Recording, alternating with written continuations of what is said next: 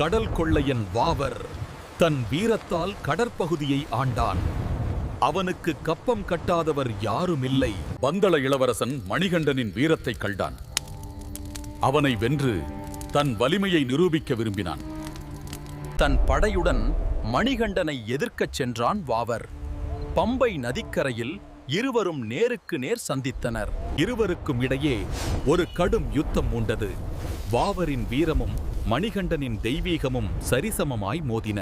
மணிகண்டன் புன்னகைத்தான், வாவர் பணிந்தான். இரு மனங்களும் தெய்வீக அன்பில் ஒன்றிணைந்தன.